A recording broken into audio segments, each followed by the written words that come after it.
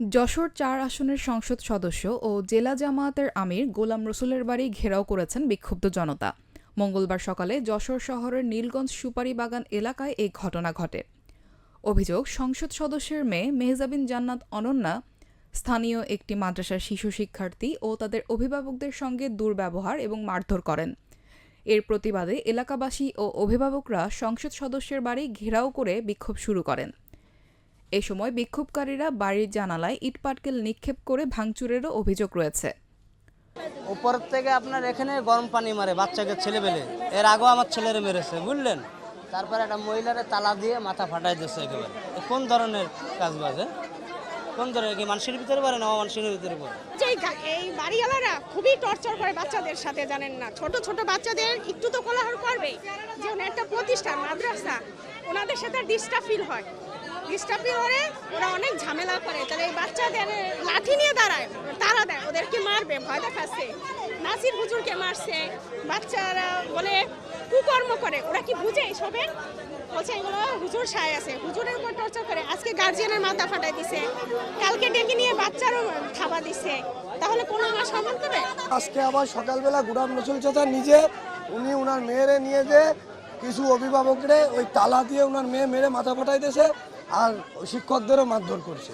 এই নিয়ে আমরা এই গোলাম রসুল চাচা সহ ওনার মেয়ের শাস্তি চাই। খবর পেয়ে পুলিশ ঘটনাস্থলে পৌঁছে পরিস্থিতি নিয়ন্ত্রণে আনে। পরে অতিরিক্ত পুলিশ মোতায়েন করা হয়। পুলিশ জানিয়েছে বর্তমানে পরিস্থিতি শান্ত রয়েছে এবং বিষয়টি তদন্ত করে প্রয়োজনীয় ব্যবস্থা নেওয়া হবে।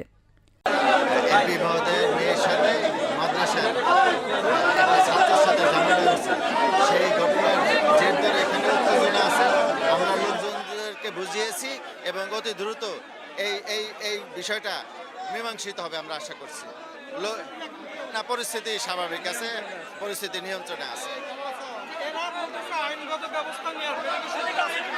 আইনগত ব্যবস্থা আমরা যদি কোনো কমপ্লেইন পাই, আইনগত ব্যবস্থা যা নেওয়ার আমরা সেটা নেব। অন্যদিকে মাদ্রাসা কর্তৃপক্ষের দাবি এটি প্রথমবার নয়, এর আগেও শিশু শিক্ষার্থীদের সঙ্গে একই ধরনের ঘটনা ঘটেছে।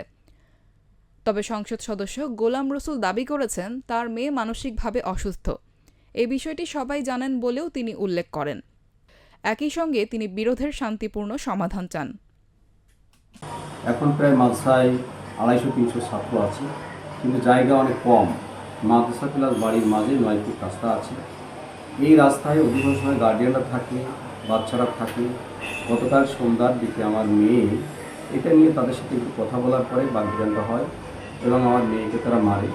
ওরা আজকে আমি 10টার দিকে মাদ্রাসার হুজুরের কাছে জিজ্ঞাসা করলাম যে মাদ্রাসাটা যেহেতু আমি প্রতিষ্ঠা থেকে সহায়তা করেছি, এই এলাকার আরও প্রায় 20-30টা ফ্যামিলি আছে, তারা এটাকে এইভাবে নিতে পারে না, যেহেতু রোডটা সবসময় ব্লক থাকে এবং রোডটা তো আমাদের কেনা জমি।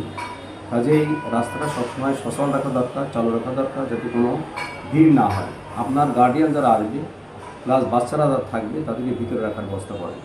এই কথা বলার পরে যে সমস্ত গার্ডিয়ান মহিলা ছিল চারিদিক থেকে আমাকে ঘিরে ধরে এবং আমাকে নানাভাবে নাজেহাল করতে থাকে।